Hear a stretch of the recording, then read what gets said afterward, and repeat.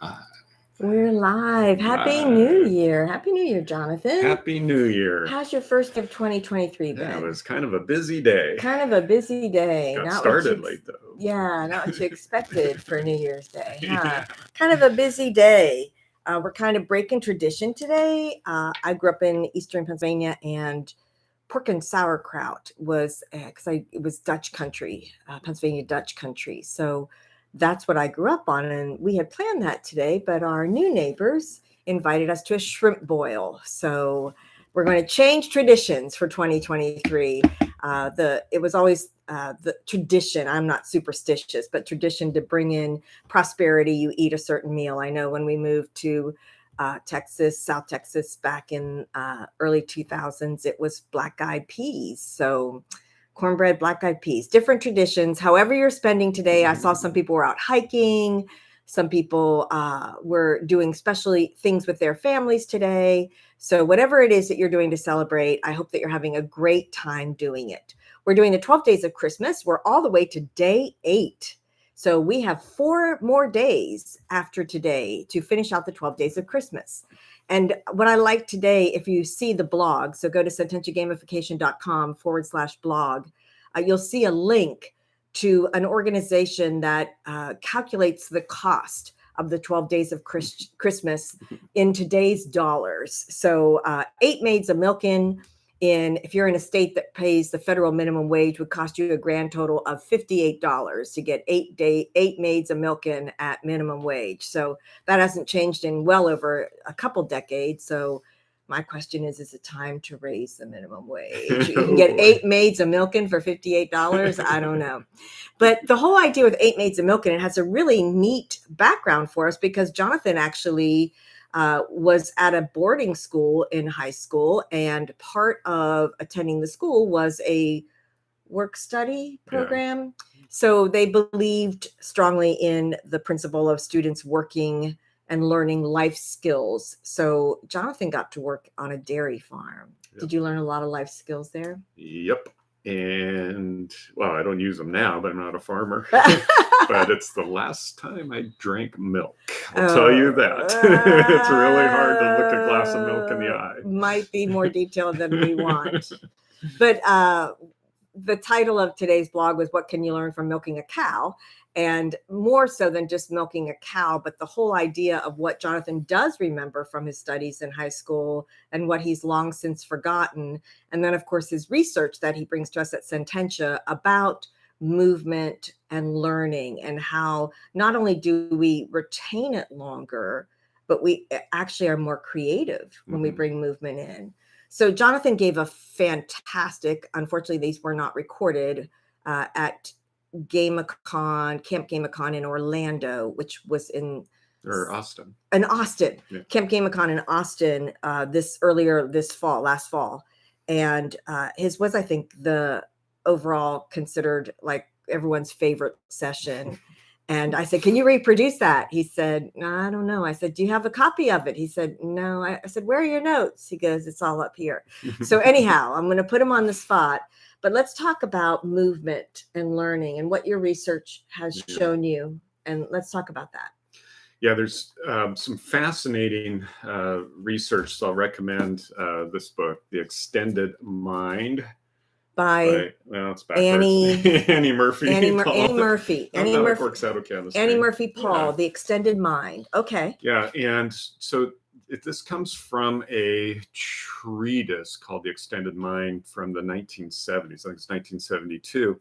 And the two folks were talking about the brain and our models of the brain. And specifically, the old model, pre-computer model, was that it's another muscle that we just got to exercise. And so you'll see this on a lot of the games you have on your phone and so on that says, oh, you're have a younger brain, exercise. Oh, right. How old is your brain? Stuff. Yeah. How old is your brain? Yeah. Well, it turns out that's not really how the brain works. It's kind of an interesting model, but it doesn't reflect anything. And of course, with the computer, then we think of it as a box. But no, the brain developed. So over time, think of how long our species has been around, and then even species before that, we were talking about play and animals. We're saying, our brains are pretty much the same. Humans have a little bit more gray matter than other ones, but when it comes down to it, so how does our brain develop? How did we learn? Well, it turns out as a species, as animals, we did not learn and do not learn from sitting and staring at a screen, sitting and reading a book. Huh. That's only been happening in the last fraction of, when you take hundreds of thousands of years, millions of years, that's not how the brain learns. And so that was the idea, that the concept behind the extended mind. So there's lots of things we don't learn in isolation. We learn from groups, we learn from teachers, speaking to our peers, and so on. And it turns out that movement is extremely important, and some interesting studies. So the first one is just the basic movement. If you remember in school, at least if you're my generation or older, we couldn't move, we couldn't fidget, we had to just sit there. Well, that's, again, not how the brain works. So there's a lot of interesting research, not just on movement, but also movement in nature. And so Kahneman, what's his first name? Daniel Kahneman, whose book is right behind me and I can't find it quickly enough. But Daniel Kahneman, a brilliant man. And he's figured out that he goes on, I think it's a 2.5 mile walk when he's at the Berkeley campus, UC Berkeley. And he's figured out the exact pace when he's the most creative. Now, this is a person who does tremendous amounts of research, does tremendous amounts of sitting and so on, but he comes up with his ideas by going on his walk. If he goes too quickly, he's concentrating on his heart rate and being in shape and all of those things. Goes too slowly, he gets bored, and his brain goes to mush. So just the movement is extremely important. So thinking about in our learners, when we put them under stress by making them sit and interact, what if we could get them to move? Another study that I love comes from University of Wisconsin-Madison. I don't have all the numbers in my head, but also movement in space. So how our space is. So this one, they put students inside, because that's what we do research on at universities. They put students inside of a box, literally a box. It's cardboard, 3 meter or 3 yard, but anyway, 3 by 3 by 3. So square. And so they ran them through some different creativity and some different tests. And then the second group of students sat next to the box, literally outside the box, right? Not in it, but next to it. And the ones that were out of the box sitting there, it was like 50% more creative, 50% more accurate. So thinking about where is your learning taking place, how much stress and anxiety are you putting your learners in, has a lot to do with their ability, their capacity to learn to be creative. Because again, this is how the brain wasn't designed, hasn't had a time to be sitting at desks. We were out there walking around and saying, oh, wow, look at a berry, and doing different experiments, touching different things. So, well, we learn things from reading. Mm-hmm. Yeah, don't get me wrong, Ken does a lot of reading. Yeah. But usually, haven't you found that it's that reading and then applying it in some way? So it's not just the reading, because we'll soon forget it. Like, we don't have the exact numbers, right? Mm-hmm. So we know the numbers are there, we remember it from the reading, but we don't have it because we haven't had to use those numbers in some way. Oftentimes, I know it's happened to me, perhaps this has happened to you, where you learn something, you read it, or you hear it at a conference, let's say, and then you are so excited about it. And I go to try and tell Jonathan, this is what I heard today. And then she said, and it was something about, and then I've got to do what? I've got to turn back and look at my notes or look it up to find, because I thought I had it. I thought I knew, but I couldn't get it from here out to communicate it. And that's where the actual learning takes place, is where we interact with it. There's another great book on our shelf. It's something about facilitating learning for the adult brain. And Ann Seltzer used it when she was developing that master's course at University of Houston. And one of the things I love about it, so I'm going to use left brain, right brain analogy. I'm not talking right brain, left brain, but let's just say information comes in on the left side of your brain, but it only learn it when the right side actually interacts with it. So I've got to retrieve it, I recall it, I discuss it, I apply it in some way. So this information comes in, but we don't actually learn it until somehow we interact with that information. So if we think about like asynchronous e-learning, which a lot of us are tasked to design, I'm working on one myself right this moment, and I'm very deep in it. And one of the challenges I have is that I know that the completion rate for asynchronous e-learning is abysmal. So we're bringing gamification to it to help encourage the learner to keep coming back. But it's not just about the learner keep coming back. I really want it to have value to the learner so that they can actually apply it to use it. So inside this asynchronous e-learning, I have a lot of off the screen work that they have to do, like actually drawing things on paper or recording things in a journal and then talking with somebody about that, seeking out somebody who knows something on the topic that they're wanting to learn more about and having a conversation and reporting on that. So I'm trying to work in all these off-screen activities to help make that learning more valuable. I'm not trying to torture them, not trying to drag out, but I could just give them information. They could take a quick little quiz, check, get through it in minutes probably. But how valuable would it be to them in the long run? And this is a actual like personal development course for their own good. It's a critical thinking for professional women. And I really want it to have long-term value. So to do that, we've got to revise how the content is given and how the learner interacts with it. The great thing about activity or movement, Jonathan, I think, is that it costs nothing. I mean, you can have no dollars to spend, and you can create something that learners do that will help them to retain that information and be able to recall it later. Because was that study with just on this hand and on that hand, on this hand, on the other hand, on this hand, on the other hand, is that on one hand, on the other hand, right? So just using your hands to generate ideas helped increase the number of ideas and the creativity of those ideas. That costs us nothing. So when we think about our limited resources, limited time, bringing in more activity is not something that we have to be restricted by dollars or time. It's really just creativity. I remember in one of my American Management Association classes I was doing for executive presence for women, there was one really bright, creative, intelligent young leaders in the group. And she does a lot of yoga inspired moves in her training. Like one of the things that she does at the end of the training, she has everyone stand up and they zip up the learning to help them remember it. So they have to like stand up, gather all their learning metaphorically, and then they zip it up. And people remember that activity and remember more of the learning with it. It's really good. Where do you think that this takes us in this era of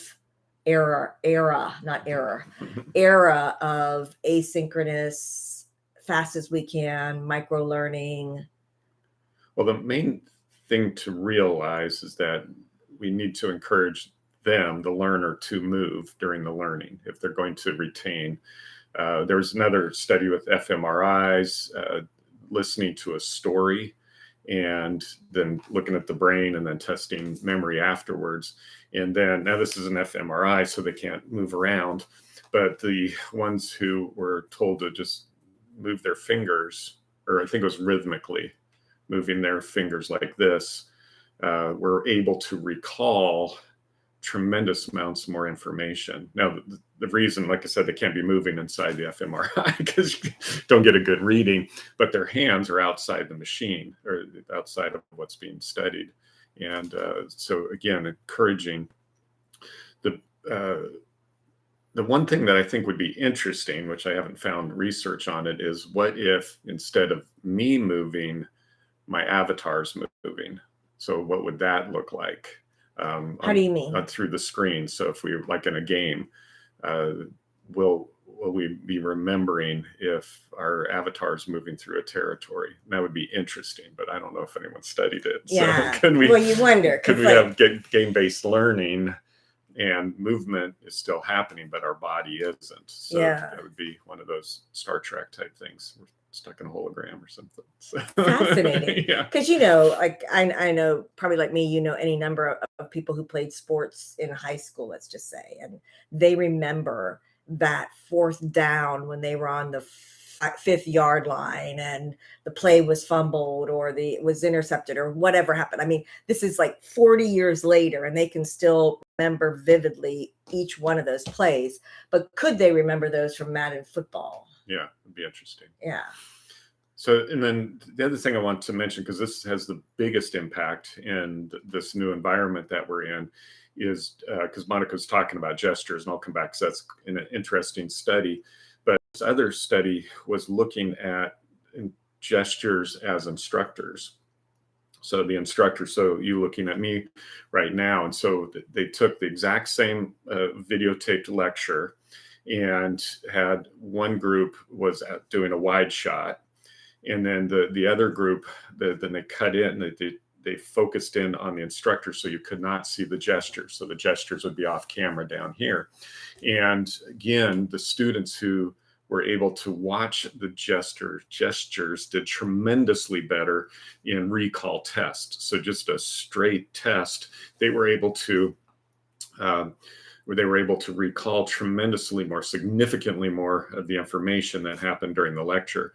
So if you're doing any kind of virtual instructor-led videotaped, or well, it wouldn't even have to be virtual instructor-led, just video, make sure that you or the person giving it, that gestures are in the shot, because this is tremendously valuable. Now, for those of you who haven't spent a lot of time working in this space, it takes a lot of practice to be used to gestures in this small space. I don't talk in this smallest space. It's something I had to practice because I tend to be much broader, and now you can't see. Yeah. There's a hand way over here gesturing, Yeah, and being it's on out of stage screen. is different than in the box. Yeah, in the camera. Yeah. So, but for you, spend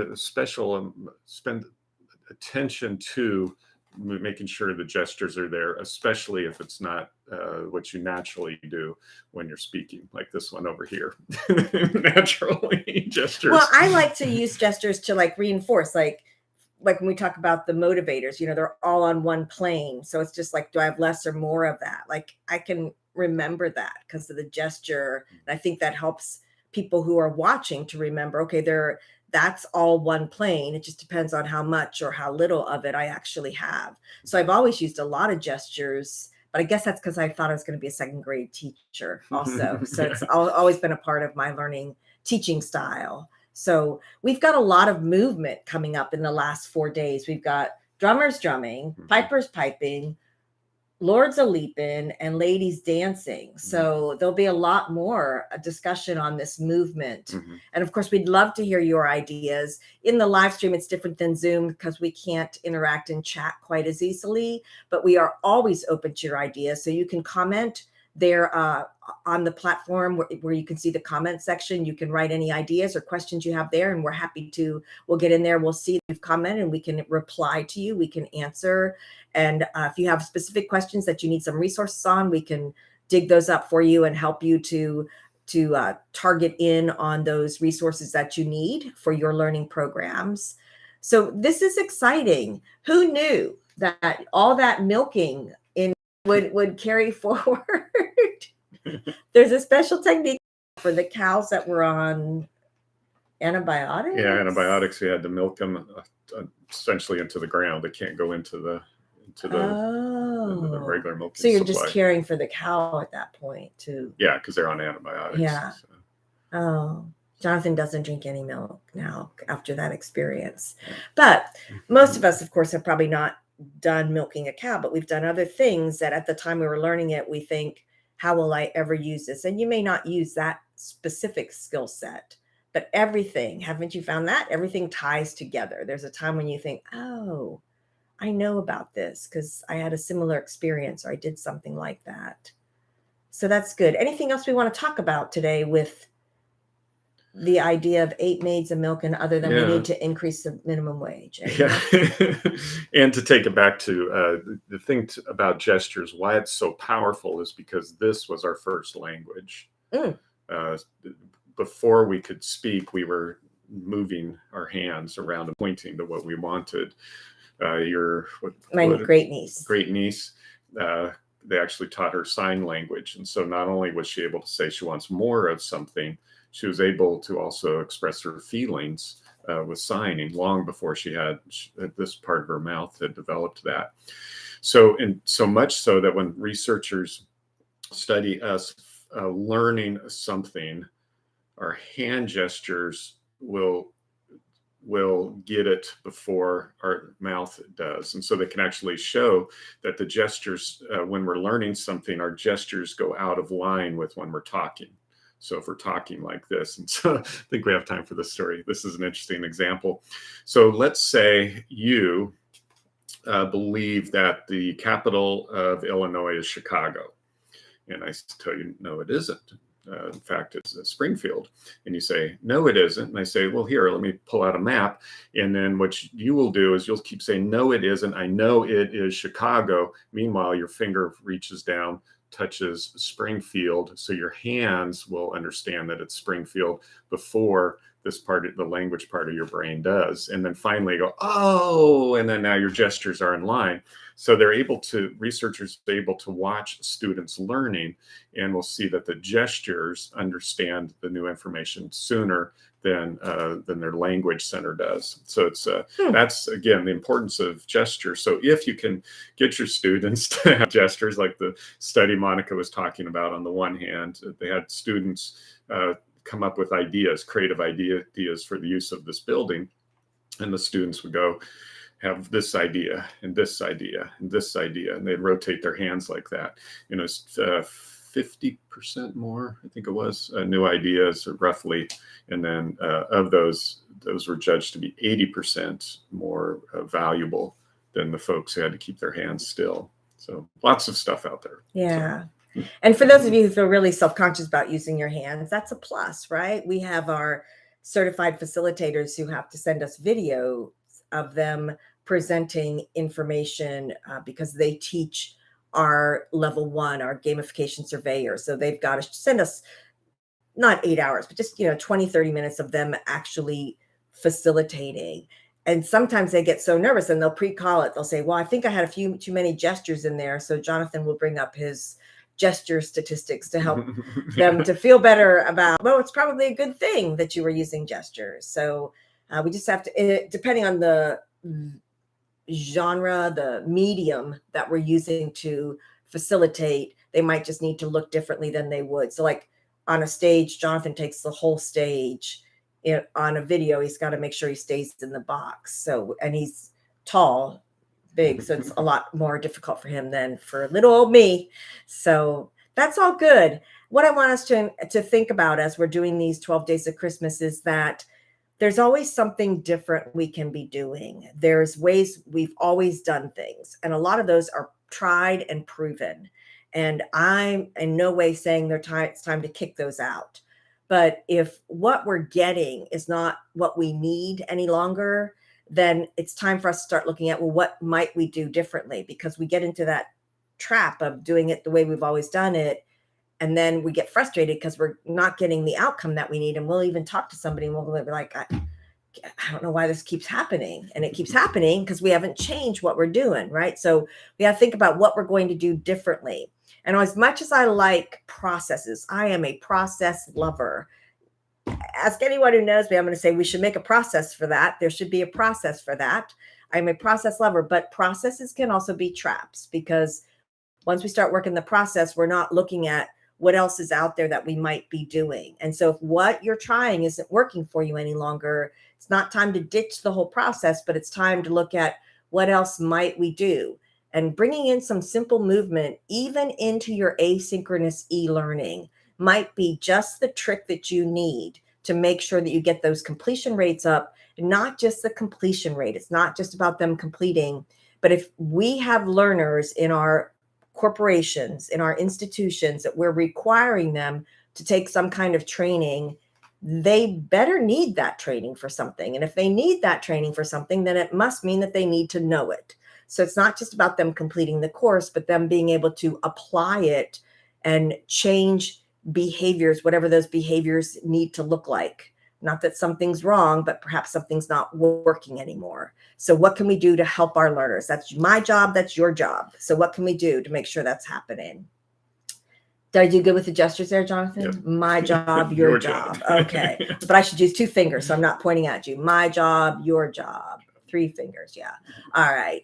Happy New Year, everyone. I hope you've had a great day so far. If you haven't yet started kicking off your New Year's fun, and you're doing something with your family or friends, family of origin, family of choice, whatever that might look like, enjoy your evening. Make sure you stay safe.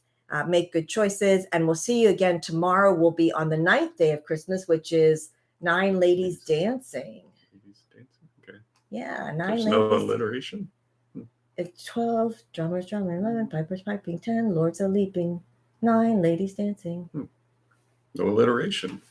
9 and dancing. No. All right. Well, Who knew? We'll investigate, and we'll bring you up to speed on it tomorrow. See you tomorrow, everyone. Have a great night. Bye-bye.